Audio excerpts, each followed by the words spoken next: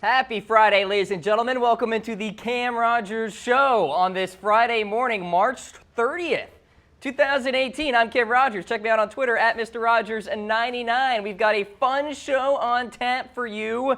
We've got quite an hour, and I've got you covered here on Chat Sports Facebook Live as well as YouTube. We'll start things off with the morning headlines of the National Football League, all the latest stories, insight, and analysis from yours truly, centering on Odell Beckham Jr., Dez Bryant, and so much more. So we'll get into that. And then coming up later, I am ranking the teams that won free agency so far, my top 10 teams, and then a very fun exclusive interview with a star lacrosse player, a freshman at the University of Albany, one Tahoka Nanticoke. Looking forward to chatting with him. Let's get into the NFL headlines here. We'll start things off with Lamar Jackson.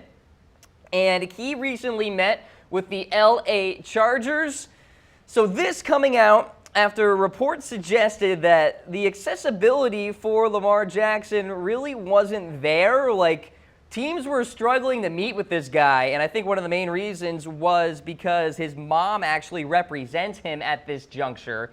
So something to watch for there. But the Chargers, they did eke out a meeting with him. Offensive coordinator Ken Wisenhunt reportedly chatted with Lamar. NFL Network went on to report that head coach Anthony Lynn is a big-time fan of Jackson, with a good possibility the Chargers select him if he is there at number 17 overall. You have Phillip Rivers, who's 36 years old and has 2 years left on his contract. Behind him on the Chargers depth chart, well, you could look at Kellen Clemens and Cardale Jones, third-year quarterback there. So not exactly inspiring confidence, I guess, to be the successor of Phillip Rivers there. So Lamar Jackson, certainly a possibility. Now, Mike Mayock, who is an NFL draft analyst, recently spoke on the matter in terms of Lamar Jackson's accessibility and basically the inability really for teams out there to get in touch with this guy. So here's what Mayock said. You're doing the kid a disservice if NFL coaches and GMs are calling and you can't even get an appointment set. So we're saying, continuing on here with this quote, not just work out, but appointments to meet with him, to put him up on the board, to work him out, to have dinner with him. And remember, and again, I'm not taking a shot at anybody, his mom is representing him. And then it goes on and say that quote there is disservice to the NFL and all of that. So Mike Mayock chiming in about that situation with Lamar Jackson.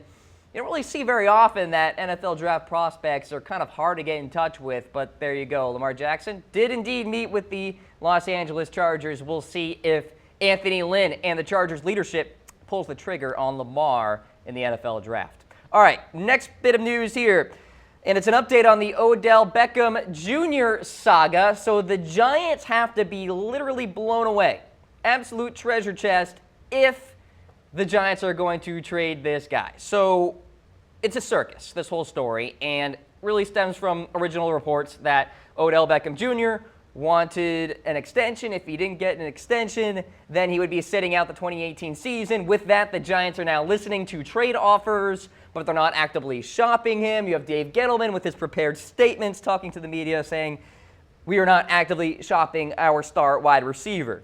So the latest is the Giants reportedly need to be blown away with an offer for Odell Beckham Jr., somewhere around a first-round pick, maybe another first-round pick, and then like an additional mid-round selection of some sort.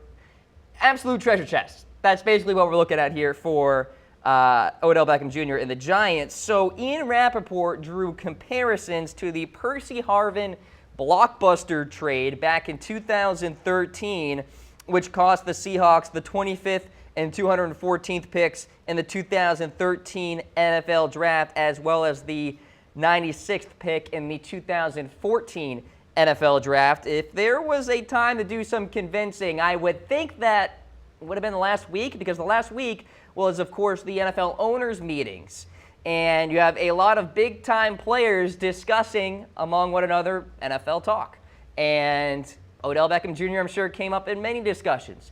Now, I'm sure it actually came into discussion from one Rams GM, Les Snead, and Snead has been proven so far to be quite active so far in free agency, and Ndamukong Suh comes on over franchise tagging Lamarcus Joyner, Aqib Talib via a trade.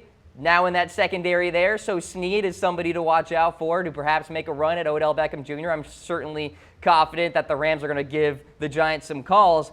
Here's the reality. The Giants don't want to trade this guy. They don't. They don't want to have to. But this story that's coming out about Odell threatening to sit out 2018 may push the buttons of the New York Giants, where Dave Gettleman literally has to say to himself, all right, well, I guess I'm going to have to trade you. Might as well trade you rather than keep you on the team and, not see you in 2018 because you're sitting out because you didn't get that extension.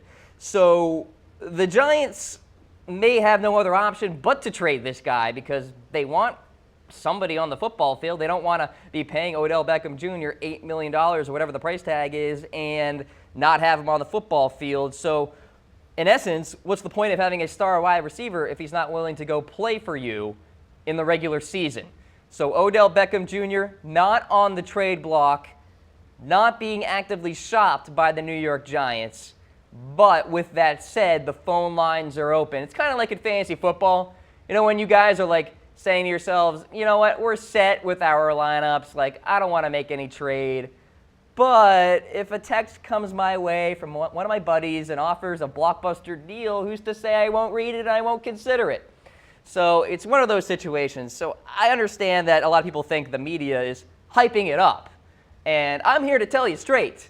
I'm not here to hype it up or anything like that. I'm just reporting what I am hearing. And what I am hearing is the Giants are listening, and they want a treasure chest of picks here for Odell Beckham Jr. So that's the straightforward report. All right, so from one wide receiver to another here, Dez Bryant could get cut after the NFL draft. This is not from me. This is from Yahoo Sports. There's the quote. There's the tweet. Cowboys will cut Bryant after the draft. Going to happen. And when I read this was actually really surprising to me. Now, of course, there is a meeting that's going to go on between Stephen Jones and Dez Bryant, perhaps Jerry Jones as well, to kind of discuss things between both parties and perhaps a possible pay cut. Cutting Bryant before June 1st will save the Dallas Cowboys $8.5 million. However, there'd be an $8 million dead money hit. So that's kind of the logic for some Cowboys fans out there. There's no point to cut Dez Bryant. You're not saving all that much money, although $8 million is a good amount, but still you have that dead money hit. Dez has a $16.5 million cap number in 2018, and this according, by the way, to Jordan Schultz of Yahoo Sports, who recently tweeted this out. So after the draft, very interesting timing. Number one, the Cowboys bring in Allen Hurns, and they bring in Deontay Thompson at wide receiver. Number two, you got the draft. The Cowboys may draft a couple wide receivers there, and the depth chart just expands and expands, and maybe Dez Bryant is the odd man out. So we have a weigh-in for you guys watching the Cam Rogers show right now. What should the Cowboys do with Dez Bryant? What is the best way to go about things here? And I want you guys hitting me up in the comments section on Facebook Live as well as YouTube. Of course, we appreciate when you chime in on the program. So the pundits argue that cutting Dez makes zero sense from a financial perspective. And I understand that because of the dead money hit and all that. But perhaps from a relationship standpoint, there is information that we just don't know, right? We don't know the relationship between Jerry Jones and Stephen Jones and Dez Bryant. We don't know the relationship between Jason Garrett and Dez Bryant, Dak Prescott and Dez Bryant.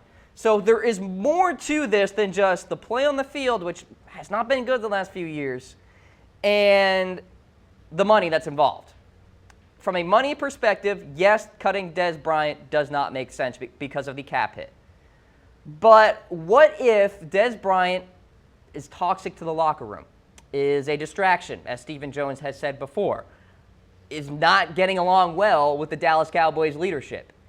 So maybe you're willing to eat that dead money so that you can avoid this bad chemistry that's going on between Dez Bryant and Dallas Cowboys here. So the reasoning for Dez Bryant to be cut, you kind of look to the play on the field, right? So I see the numbers right here. Dez hasn't eclipsed 70 receptions, 1,000 yards, or 10 touchdowns in 3 years, despite being paid like a top 10 wide receiver. So it's return on investment, right? ROI, great business term. You're paying this guy a good amount of money with a $16.5 million cap hit, and you're getting not 70 receptions, not 1,000 yards, and not 10 touchdowns. Just doesn't seem to add up there. And the Cowboys and Cowboys fans out there more in particular have been saying, well, it's not Dez Bryant, it's Dak Prescott. He isn't exactly Mr. Accurate. It's the offensive line. It's the injuries. It's the Ezekiel Elliott suspension. I mean, I guess you could kind of point to that, but look, the Dallas Cowboys have had a premier offensive line the last few years, a top-tier running back the last few years. Yes, Ezekiel Elliott was suspended a year ago, but he wasn't suspended 2 years ago, right? So I know football is the ultimate team sport here, and it's hard to place blame on one particular player for a team's struggles. And I'm not even placing blame solely on Dez Bryant for Dallas Cowboys' struggles a year ago. I'm just saying that we're headed in a direction where he is going to get cut, according to a Yahoo Sports NFL insider here. And who's going to be your number one? Allen Hurns? Deontay Thompson? Maybe the Cowboys get Calvin Ridley, Cortland Sutton. I don't know what their direction is going to be. They got to address the defensive line there and hopefully get a one-technique guy like a Vita Vea or maybe a Daron Payne, but that would probably be a less preferable scenario there. So it's a fluid situation here with Dez Bryant. A decision has not been made yet, according to Stephen Jones. So it's continuing to go on here, and we'll see what happens. But the report is, and this is obviously different than what I talked about on Wednesday, that Dez Bryant will get cut. On Wednesday, I talked about there's going to be a meeting. Now I am hearing word that there's going to be a straight-up salary cap casualty here for Dez Bryant. So, again, $16.5 million cap hit in 2018. The Cowboys would save $8.5 million of that $16.5 cap hit if they were to cut him before June 1st. So, there you go. Dez Bryant saga continues. I'll have more on the Cam Rogers Show about this story. But again, a big-time shift from what I was talking about on Wednesday, where it sounded like Dez was going to be okay. It sounded like he was going to be on the team. Maybe they're just going to discuss a pay cut with Jerry Jones, Stephen Jones, and Dez Bryant. Just typical negotiations. Not that he was going to get cut and be off the team. So there you go. That's the latest with Dez Bryant there. Hit me up in the comments section. Let me know what you think about the future of Dez. We do appreciate when you guys throw in your thoughts. So from one Dallas Cowboy player to another here, Dak Prescott. And Jason Garrett has sounded off on him recently, saying that Dak has to get better. So he said that everybody needs to get better, which is a typical head coaching quote there. But really zoned in on the quarterback position, and Dak Prescott in particular. And it's interesting considering Garrett said the Cowboys, have improvements to be made everywhere, but he expanded on Dak here. We know everybody has to get it. We know everybody knows he's got to get better, and that's an allude to Dak Prescott there. So the numbers from 2016 to 2017, a little bit of a drop-off. So 3-13 win-loss record in 2016, 229 passing yards per game, 23 touchdowns, 4 interceptions, 104.9 passer rating. Pretty darn good, right? 2017, 207.8 passing yards per game, 22 touchdowns, 13 interceptions, 86.6 passer rating. Not quite what you want if you're a Dallas Cowboys fan. And again, football, ultimate team sport. We can point to many things here. Ty Smith on that left side, injury. Ezekiel Elliott, suspension. Dez Bryant failing to get any sort of separation on the outside. So there are many reasons here to point to, but Jason Garrett putting the pressure on Dak Prescott to improve. So we'll see what happens. Sophomore slumps are very common in the NFL. So maybe this is just kind of a small sample size of struggles here for Dak Prescott. We have a weigh-in for the folks watching the Cam Rogers Show here. Is Dak Prescott mainly to blame for the Dallas Cowboys' struggles in 2017? Is it Dez? Is it Dak? Is it Jason Garrett? Is it Jerry Jones and his leadership? Let me know in the comments section here. I've got the broadcast on my laptop right now. In fact, I also have to share it on my professional page. Be sure to like Cam Rogers on Facebook as well. So 2017 wasn't what Dak Prescott desired, and I understand that. But the unfair reality is Dak is the quarterback of America's team. And there's going to be times where he's going to be put on a microscope and he's going to have to figure out a way to kind of figure all that out and figure out the pressure. Jason Garrett throwing a little bit of that on him right now. So that's kind of where we're at with the Dallas Cowboys. They're in flux with Dez Bryant. Dak Prescott has to get better heading into 2018. Now, the Dallas Cowboys are trying to help things out there on that offensive line. Cam Fleming coming on over. They did lose Jonathan Cooper, but we'll see what Fleming can do at that tackle position. You can move Collins on inside now. And there's more turnover here to kind of look to, right? You got a new offensive line coach in 2018. You have the Dez Bryant drama. There could be a situation where Dez Bryant isn't even on the team in 2018, according to reports here. A couple new wide receivers that Dak Prescott will have to get used to in Allen Hurns and Deontay Thompson.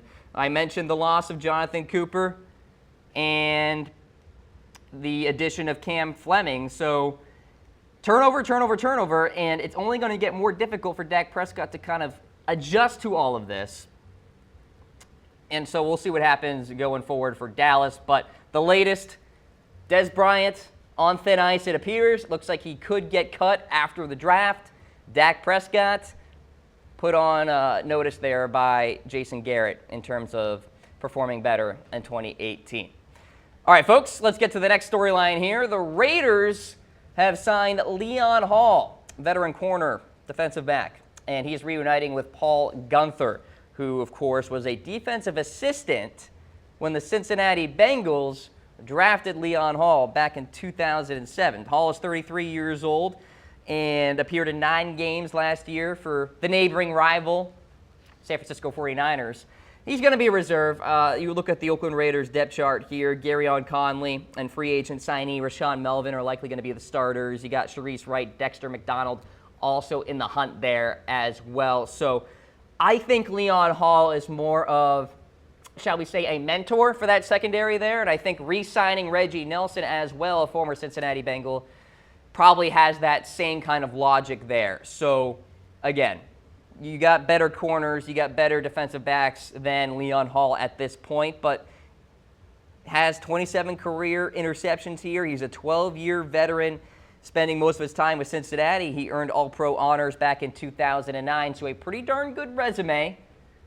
So a good veteran leadership. I think he'll be a very solid kind of resource here for the Raiders secondary and the Raiders defense in general that's going to have to adjust to this new system here that Paul Guenther is going to implement, former defensive coordinator of the Cincinnati Bengals. So Leon Hall now a member of the Oakland Raiders.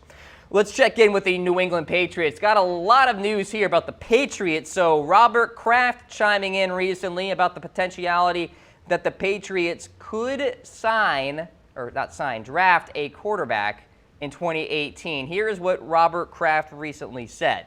I'm going to put my fan hat on, and obviously at some point we have to. So with the news of the Patriots meeting with Johnny Manziel and all of this, you have to wonder if the Patriots really are going to pull the trigger on this. And Robert Kraft went on to say, quote, not just that, but I think what happened in the 2008 season when in the first quarter against Kansas City, Tom Brady goes out. How many people would have said that Matt Castle would have led us to an 11-5 season? So Tom Brady's 40 years old. He just won MVP. He's not showing any Peyton Manning-esque type of decline here. But I think what Robert Kraft is trying to say here is he probably wants better insurance behind Tom Brady if he were to get hurt, God forbid, than Brian Hoyer. Because Brian Hoyer is not a good quarterback. We know who Brian Hoyer is. And he's a low-end backup quarterback at this juncture. So 2018 Brian Hoyer isn't even close to 2008 Matt Castle, in my opinion. So the Pats better decide on a quarterback they like, whether it's Johnny Manziel, Mason Rudolph via the draft, or it could be Kyle Lauletta out of Richmond too. So it looks like Robert Kraft is starting to look ahead here to the post-Tom Brady era.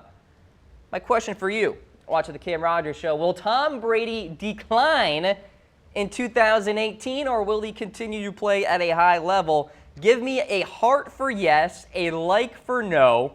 Definitely appreciate when you guys hit those reaction buttons, as well as YouTube. Comment in the section below with a heart or thumbs up, respectively. But Robert Kraft chiming in about the Patriots and their interest in perhaps drafting a quarterback this year. So some insurance there behind Tom Brady because, again, Brian Hoyer is not very good. By the way, the last three quarterbacks that the Patriots drafted, Jacoby Brissett, Jimmy Garoppolo, Ryan Mallett, they all got traded. So you wonder why there's tension among Belichick and Brady and Kraft. It's because there's been no solidified backup for New England. But I'll get to that in a matter of moments here in one of my headlines about tension still there between Kraft and Brady. I'll tell you more about that. But first, speaking of the draft, Baker Mayfield. Well, he hopes to get drafted highly in that first round. He actually has a list of people, media members, who crossed the line when they criticize him. So he has a running tally of critics that he thinks that just go too far, which I think is fantastic. And Baker Mayfield is going to get his fair share of critics. Number one, because he doesn't have the air quote size that you want in an NFL quarterback, and because of his off-the-field kind of issues, I guess, the arrest that happened and all that. I think this is great. I think it'll work out well because I think he'll be a successful quarterback in the NFL, number one. And then he can take a screenshot of all of those critics who have called him out, post it on Twitter, tag them, and be like, "What's up, guys?" Or you know what? You should just say this. Sup, capital S, lowercase u, lowercase p, period, sup, and then tag all the media members that criticized him. So I am doing this on purpose. This is a strategic decision. I'm not going to criticize this guy, but I actually haven't been in the last few weeks, so maybe I'm in his good graces. I'm not on the Baker Mayfield naughty list here, ladies and gentlemen. So I firmly believe, and I've been saying this too, he's the best quarterback in this draft. And he may be the first rookie quarterback to be starting for an NFL team. So it might not be Josh Allen, it might not be Sam Darnold, Josh Rosen. None of those guys will get the first crack at things during the regular season. I think Baker Mayfield could, especially if he goes to the Jets and he beats out McCown and Teddy Bridgewater. Meanwhile, if the Giants get a rookie quarterback, they're not going to bench Eli Manning, right? I mean, Eli Manning is still the franchise, and Rosen's more of a 2019 quarterback if they were to draft him. So that's where I'm seeing things here with Baker Mayfield. Sometimes it's better to have that competitive edge rather than get praised all the time and, he's saying you're going number one overall, all that. So you would probably want to be in Baker Mayfield's position rather than Sam Darnold, because if you're Baker, there's no way you can get complacent because nobody's mocking you to number one overall. Nobody's saying that you got amazing arm talent and you can throw anywhere on the football field, Josh Allen. So in that vein, Baker has that competitive edge, and he already is the most competitive quarterback out of this class, by the way.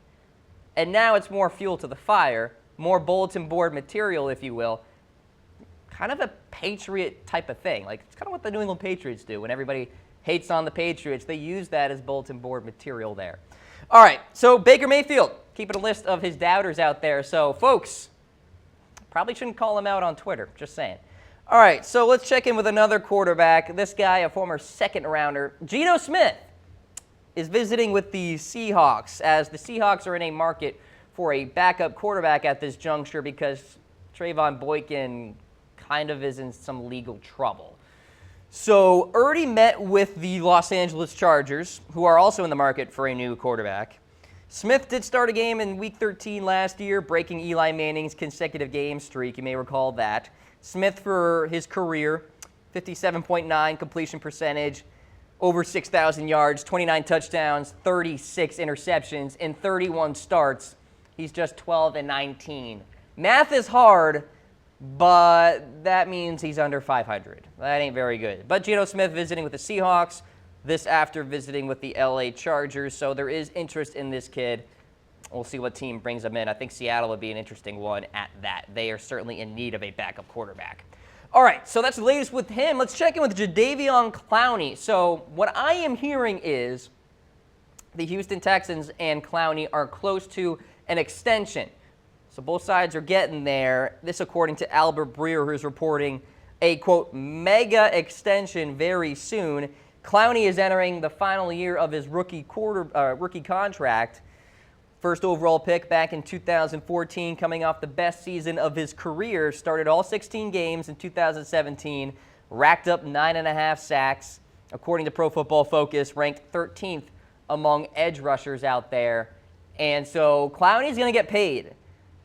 Blake Bortles, Mike Evans, they already got their extensions. Clowney could be next. Khalil Mack, Odell Beckham Jr. could be getting extensions soon as well.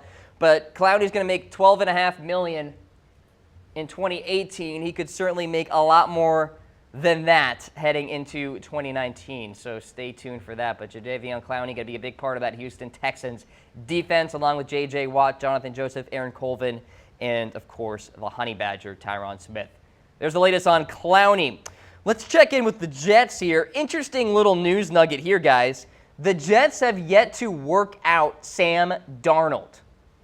So kind of an odd story because they've already worked out Rosen and Mayfield and Allen, but not Sam Darnold. So that's a name that's off that list. I guess the logic is the Jets feel that Darnold is going to go number 1 or number 2 guaranteed, so there's no point in doing their homework here. But it seems like their homework is an incomplete assignment at this point. It's almost like, you remember doing the homework and you were fine doing the multiple choice questions, but once you got to that essay, the open-ended response at the end, you're like, you know, I don't really need to do this, and you hand it in. That's kind of what the Jets are doing, using the grade school metaphor here. They are completing the multiple choice answers, but they have yet to do the open-ended essay, the 5-paragraph response, if you will. And the Sam Darnold portion of their homework has not been completed. Maybe they're in the process of setting up a meeting with him, a workout with him. I don't know. But at this juncture, there is nothing to tell me that the Jets are bringing this kid in for some sort of workout. So with that, let me ask you guys this. We've got to weigh in. If you were a general manager in the National Football League, who would you draft at number 1 overall in the 2018 draft? Is it Darnold? Is it Mayfield? Saquon at number 1. So just kind of visualize yourself right now. You are the GM of the Browns, in a sense. You are John Dorsey. You have a decision to make. Is it Darnold? Is it Rosen? Is it Mayfield? Lamar Jackson? Quentin Nelson? I don't know. Hit me up in the comment section. Let me know. Certainly appreciate when you guys chime in here. So really interesting question there. I'm excited to see what you guys think about that. All right, let's get back to the Patriots. I told you I've got a lot of news about them. So Rob Gronkowski is going to appear in a movie with Mel Gibson. Interesting. It's called Boss Level, action-packed movie. Don't know too much about it. I haven't read too much on the plot here, but it's starring Frank Grillo as well. The role is unspecified, but Grillo is playing a retired Special Forces veteran who becomes trapped in a never-ending loop that results in his death every day. This sounds like a really confusing movie, and I don't know about you all, but this sounds like Inception to me. But instead of dreams, it's like death over and over. So I'm like I couldn't follow Inception. And by the way, props to Leo for being a fantastic actor, but I just could not follow. So maybe I won't be able to follow this movie either. But the real takeaway here, to see that Rob Gronkowski is in this film, it leads me to believe that maybe he is leaning towards retirement, and he doesn't come back in 2018. And I'll have another headline about Gronk in a matter of moments here, but he is going to be in Hollywood, and he also appeared in the Entourage movie in recent form there. So Rob Gronkowski going back to Hollywood there to appear in a movie with Mel Gibson and Frank Grillo. We'll see what happens there. Now, a more serious headline. Bill Belichick could trade Rob Gronkowski, according to the Boston Sports Journal, quoting a Bill Belichick-friendly source. Again, don't shoot the messenger, Patriots fans. I'm just reporting. All right, so the source told him that Belichick could toy with the idea of trading Rob Gronkowski. Why is that? Well, if a player contemplates leaving the Patriots, whether it's retirement or something else, reportedly, Belichick begins to look at life without that respective player. So as such, may be willing to trade him. So the logic is that Rob Gronkowski is mulling retirement. Bill Belichick sees that as somewhat of a threat, somewhat as disrespectful, shall we say, and he looks to life past Rob Gronkowski as an effect of that. So he's already apparently looking to trade him, as such. So this again from the Boston Sports Journal, Greg Bedard chiming in on this. Compensation has been rumored to be a late first-round pick or a package of second and third-round picks here. It has been rumored, by the way, that Gronk is unhappy with being on the Patriots, but who really knows the truthfulness of that? But I want to hear from you guys. Will Gronk play football in 2018? Give me a heart for yes, a like for no. Let me know what you guys think in the comment section and in the reaction poll about Rob Gronkowski. But apparently, Bill Belichick could be toying with the idea of trading their star tight end there. I would think it'd be pretty crazy, but we'll see. Now, in that vein, tensions apparently are still there between Bill Belichick and Tom Brady. This again, according to the Boston Sports Journal. Evidently, they had a meeting recently, including Robert Kraft, and they did go through, some good compromises, but not everything is settled yet. And the two sticking points of tension. Number one, Alex Guerrero, personal trainer of Tom Brady. Why? Because a lot of players are going to this TB12 sports therapy clinic headed by Alex Guerrero to go through the rehabilitation process. This clinic is just outside Gillette Stadium. Bill Belichick sees that as a threat, and players are neglecting to use the team doctors with the New England Patriots. So that's point of contention number one. Point of contention number two, a lot of the players are frustrated with Bill Belichick's decision to bench Malcolm Butler. And when you lose the Super Bowl, perhaps because of that decision, not going to say they did, but it's possible, that's going to stick with you, especially if you're an NFL player because you're competitive, you want to win, you want to get rings, and a decision like that with not a lot of information, right? We still really don't know why Bill Belichick did this. We never will, really.